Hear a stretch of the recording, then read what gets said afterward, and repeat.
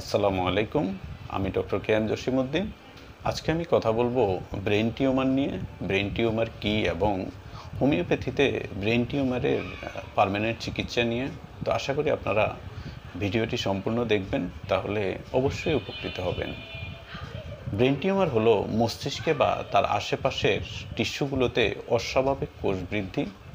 এটি বিনাইন এবং ম্যালিগন্যান্ট দু ধরনেরই হতে পারে। তো বিনাইন টিউমার হলে এতে ভয়ের কিছু নেই, কিন্তু ম্যালিগন্যান্ট হলে এতে ক্যান্সারের ঝুঁকি রয়েছে।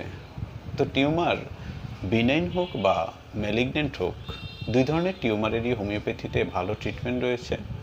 আর আমরা এর জন্য যে ওষুধগুলো ব্যবহার করে থাকি তার মধ্যে উল্লেখযোগ্য হচ্ছে calcarea phos, conium, calcarea carb, silicea, baryta carb, phosphorus, medorrhinum, thuja, pulsatilla, নেট্রামিউর।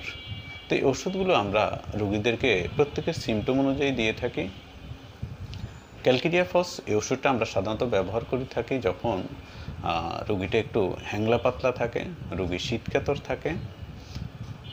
এছাড়া ক্যালকেরিয়া কার্ব ওষুধটার রোগীরা সাধারণত মোটাসোটা হয়, এরা একটু হেলদি হয়, এদের ডিম খাওয়ার ইচ্ছা খুব থাকে এবং এরা লবণ পছন্দ করে, এদের অল্পতেই ঠান্ডা লেগে যায়, এটা সাধারণত ভীরু প্রকৃতির হয়, এদের সাহস কম থাকে, এরা সিঁড়ি দিয়ে যখন উঠানামা করে তখন এদের খুব কষ্ট হয়। আর ফসফরাস এই ওষুধটা আমরা ব্যবহার করি যখন দেখি যে রুগীটা দেখতে অনেক সুন্দর, হ্যাংলা পাতলা, রুগীর দয়া মায়া খুব বেশি, এরা ঝড় বজ্রপাতে ভয় পায় এবং এরা ঠান্ডা জিনিস খেতে খুব পছন্দ করে, এবং এর রোগগুলো সাধারণত বাম সাইডে থাকে। এছাড়া সাইলেশিয়া এই ওষুধটাও ব্রেন টিউমারের জন্য একটা ভালো ওষুধ। এই ওষুধটা আমরা ব্যবহার করি যখন দেখি যে রোগীর হাতের তালু, পায়ের তালু এগুলোতে ঘাম থাকে এবং রোগীর কনফিডেন্সের অভাব থাকে, রোগী শীতকাতর, তখন আমরা সাইলেশিয়া ওষুধটা ব্যবহার করে থাকি।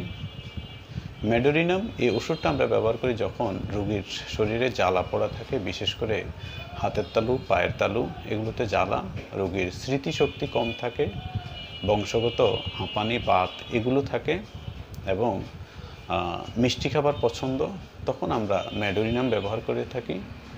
এছাড়া টিউমারের আরেকটা উল্লেখযোগ্য ওষুধ হচ্ছে থুজা। এই ওষুধটা ব্যাপকভাবে ব্যবহার হয়। থুজা ওষুধটার প্রধান সিমটম হচ্ছে রোগী শীতকাতর থাকে, এর রোগীরাও একটু হেলদি থাকে, রোগগুলো সাধারণত বডির বাম সাইডে থাকে, এদের ঘাম প্রচুর হয়, এরা স্বপ্ন দেখে অনেক, এরা ঘুমাইলে বিভিন্ন ধরনের স্বপ্ন দেখে, যেমন উপর থেকে পড়ে যাওয়া, আকাশে উড়া, মৃত মানুষের স্বপ্ন। এদের হিস্ট্রিতে থাকে যে এরা ভ্যাকসিন নেওয়ার হিস্ট্রি থাকে এবং ফ্যামিলি হিস্ট্রিতে দেখা যায় যে এদের বাত, হাঁপানি, শ্বাসকষ্ট এগুলো থাকে, তখন আমরা থুজা ওষুধটা ব্যবহার করে থাকি। এছাড়া আরও অনেক ওষুধ রয়েছে যেগুলো আমরা ব্রেন টিউমারের মধ্যে ব্যবহার করে থাকি রোগীর সিমটম অনুযায়ী। তো আপনাদের এই ধরনের কারো যদি সমস্যা হয়, কারো যদি ব্রেইনে টিউমার হয়, সেটা বিনাইন হোক বা ম্যালিগন্যান্ট হোক, আপনারা একজন অভিজ্ঞ হোমিও চিকিৎসকের পরামর্শ নেবেন। হোমিওপ্যাথি ওষুধ যদি রোগীরা কিছুদিন ধৈর্য ধরে সেবন করে, তাহলে ব্রেন টিউমার অধিকাংশ ক্ষেত্রেই ভালো হয়ে যায়। এতক্ষণ আমার সাথে থাকার জন্য আন্তরিক ধন্যবাদ জানাচ্ছি। যারা এখনও আমার চ্যানেলটি সাবস্ক্রাইব করেনি তারা সাবস্ক্রাইব করে নেবেন এবং ভিডিওটি সবার মাঝে শেয়ার করবেন যাতে সবাই উপকৃত হতে পারে। তো সবাই ভালো থাকুন, সুস্থ থাকুন।